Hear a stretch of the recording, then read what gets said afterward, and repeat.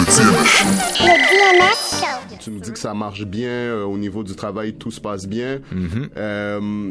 Si tu devais, par exemple, me nommer un avantage, OK, et un inconvénient du travail en groupe, ça serait quoi?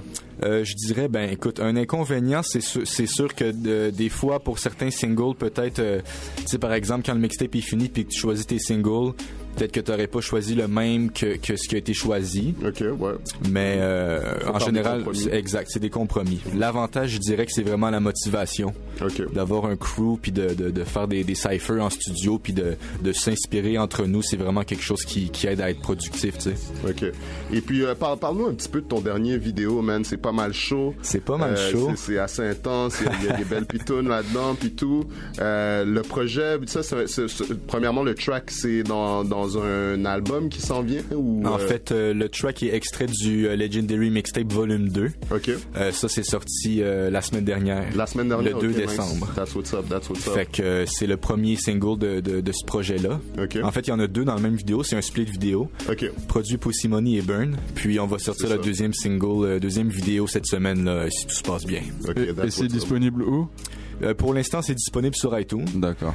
Évidemment, il y a le lancement qui va se faire. On va peut-être en parler plus tard, là, mais le lancement officiel se fait ce jeudi. Puis là, à partir de là, les copies physiques vont être disponibles aussi. D'accord.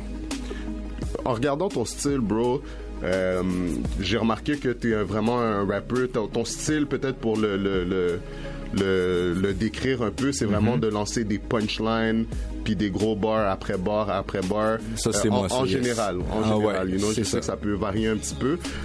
Si je te demandais quels sont tes rappeurs préférés, tes punchline rappeurs préférés, en français, anglais, par exemple. Ben écoute, c'est sûr que quand j'ai commencé à rapper, j'écoutais du rap québécois juste pour m'informer de ce qui se passait sur la scène, tu sais, mais en termes d'inspiration, j'ai pas vraiment de rappeur francophone. Non, OK.